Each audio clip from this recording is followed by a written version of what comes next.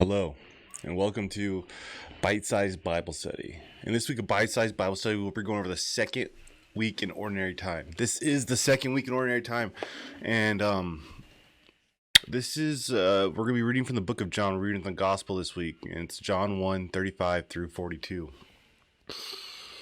John was standing. A reading from the book of the Gospel according to John. John was standing with two of his disciples. And as he watched Jesus walk by, he said, "Behold, the Lamb of God." The two disciples heard what is said and followed Jesus. Jesus turned and saw them following him and said to them, "What are you looking for?" They said to him, "Rabbi," which is translated means teacher, "where are you staying?" He said to them, "Come with me and you will see." So they went out, saw where Jesus was staying, and they stayed with him that day. It was about 4 in the afternoon. Andrew, the brother of Simon Peter, was one of the two who had heard John and followed Jesus. He first found his own brother Simon and told him, "We have found the Messiah," which is translated to Christ. Then he brought him to Jesus. Jesus looked at him and said, "You are Simon, the son of John. You will become Cephas," which is translated to Peter. So, the gospel of the Lord.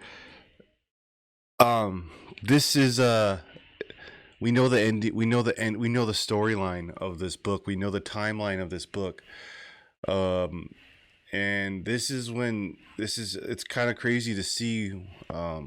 This is where the church got started. This interaction of John just saying, "Behold the Lamb of God," and two people just started following Jesus. This is the start of his ministry. This is the start of evangelization. This is the start of just the rock. I mean, at the end of this whole story, you've heard it before. We'll hear it when it gets closer to Easter, but Jesus builds the church off of Peter, and as we see Peter as our first pope. And to me it's nuts, because it's crazy to see something when you know the ending already.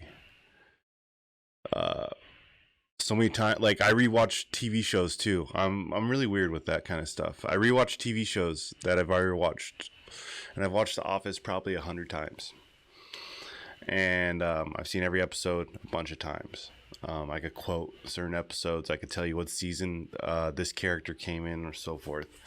But no matter how many times I watch it or read it, I still find meaning behind it. I find things I missed before. And going back to the Gospels, yeah, we read them, we know the stories, but do we actually read them? Do we actually see what we've missed?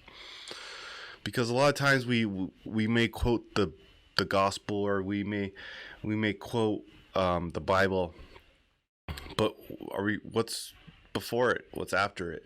Are we missing something important? Are we missing a key fact?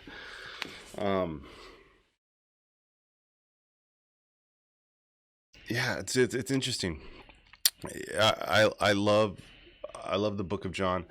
John is a great book to start off reading, I think.